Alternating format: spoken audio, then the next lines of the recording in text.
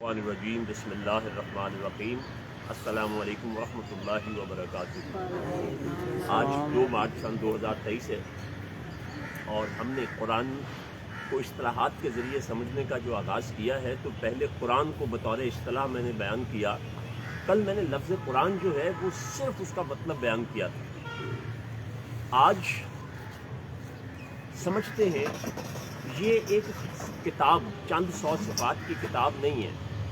اچھی طرح سے ذہن میں رکھیے کہ یہ ایک مینول ہے۔ مینول سمجھتے ہیں کیا ہوتا ہے؟ جب آپ کوئی مشین خریدتے ہیں تو اس کے ساتھ ایک کتاب ملتی ہے۔ موٹر سائیکل آپ نے خریدی ہے تو لکھا ہوتا ہے کہ فلٹر اتنے کے بعد چینج کرنا ہے، تیل اتنے کے بعد چینج کرنا ہے، اور ہدایت اگر آپ اس کے مطابق چلاتے ہیں تو وہ موٹر سائیکل بہت اچھی چلتی ہے، اس کے مطابق نہیں چلتے تو اس کی میں ایک مثال دیا کرتا ہوں کہ ایک ہی دن ایک ہی دکان سے ایک ہی میک اینڈ ماڈل کی آپ 2 موٹر سائیکلیں خریدتے ہیں۔ ایک موٹر سائیکل کو اس کتاب کے مطابق چلاتے ہیں اور دوسری کو آپ اپنی مرضی سے چلاتے ہیں۔ وہ ڈبلنگ بھی آپ اس پہ کرتے ہیں، ریس بھی بہت زیادہ دیتے ہیں، ساری بد پرہیزیاں کرتے ہیں، تو وہ چلنا بند کر دیتے ہیں۔ آپ اگر اس کو کتاب کے مطابق نہیں چلاتے تو چلنا بند تو نہیں کرتی نا، چلتی ہے نا۔ لیکن کچھ عرصے کے بعد کیا ہوتا ہے، بڑا غور فرمائیے کہ جس کو آپ تیل، پانی، فلٹر اس کے مطابق بدل رہے ہوتے ہیں، وہ 2 4 5 سال بعد بھی انتہائی بہترین حالت میں ہوتی ہے، جبکہ دوسری جو ہے وہ بری حالت میں چلی جاتی ہے۔ تو یہ ایک مینول ہے جو اللہ نے دیا تھا مومنوں کو نبی کے ذریعے۔ اس کے مطابق قرون اولیٰ کے مسلمانوں نے اپنی زندگی گزاری، انہوں نے ڈیویٹ نہیں کیا، ویسے ہی کیا جیسے کتاب میں لکھا تھا، اور اس کتاب کی تشریح آپ صلی اللہ علیہ وآلہ وسلم نے فرمائی تھی۔ اس کے بعد کیا ہوا؟ آہستہ آہستہ بد پرہیزیاں شروع ہوئیں، اور آج دیکھ لیں امت نے اس کو جنتر منتر کی کتاب بنا لیا ہے۔ یہ عمل کی کتاب تھی لیکن ہم نے اس کو نہیں جی چھوڑا کہاں ہے اس کو۔ وہ بہترین کاغذ کی چھپائی والا قرآن لیا جاتا ہے اور پھر بیٹی کو اس کے سائے میں سے دنیا جہان کی خرافات کی جاتی ہیں، لیکن بارات کی رخصتی روک لی جاتی ہے اگر قرآن کا نسخہ نہ مل رہا ہو کہ اس کے نیچے سے اس کو گزارنا بڑا ہی ضروری ہے۔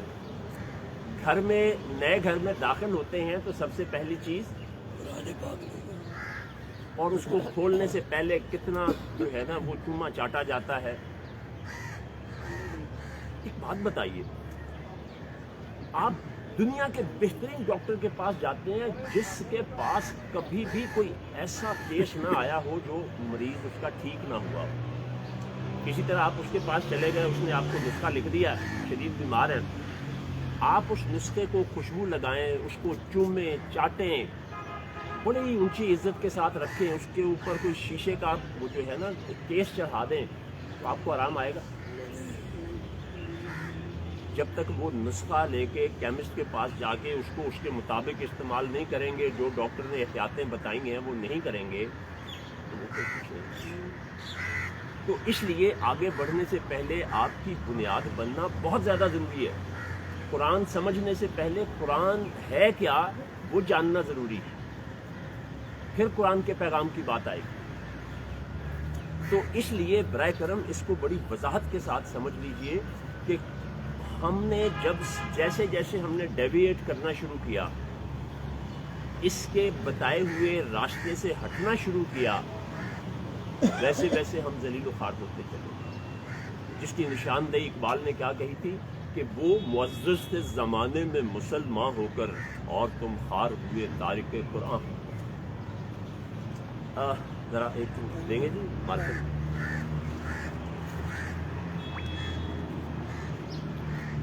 یہ ذرا توجہ فرمائیں، یہ ہم ایک جگہ پہ کھڑے ہیں، ہم نے ادھر کو جانا ہے اور یہاں ہم ادھر کو چل پڑتے ہیں، تو یہ فاصلہ کتنا ہے؟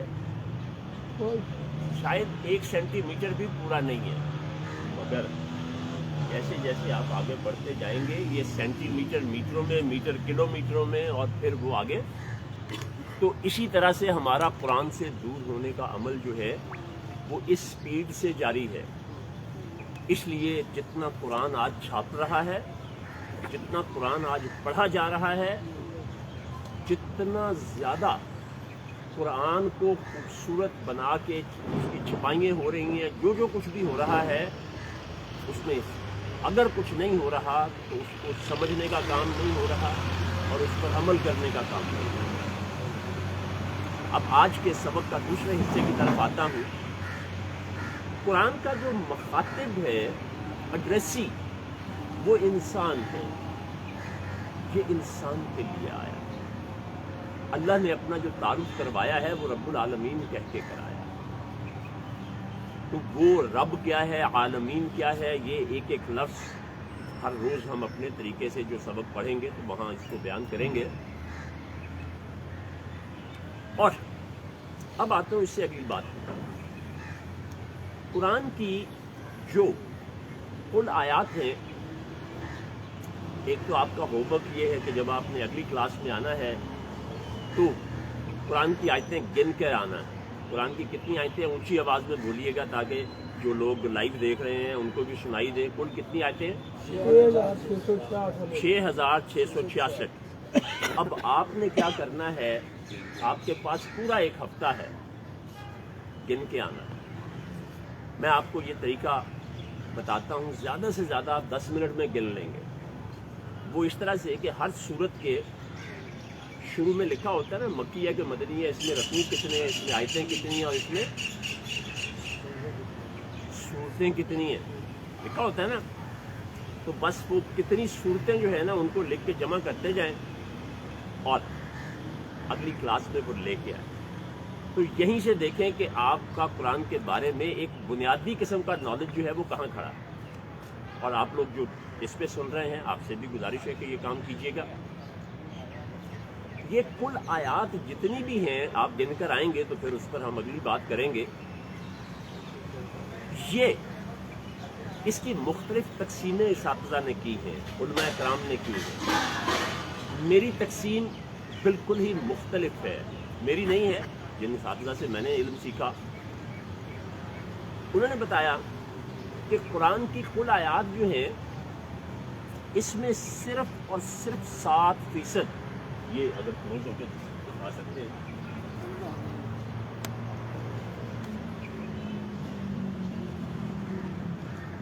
7% جو ہیں وہ ایمانیات ہیں، یعنی آپ کے عقائد کیا ہیں. 7% آیات ان سے متعلق ہیں. 13% جو ہے وہ ہے عبادات. اب یہیں رک کر آپ سے عرض بلکہ پورا کر لیں. باقی 80% جو ہے وہ معاملات ہیں.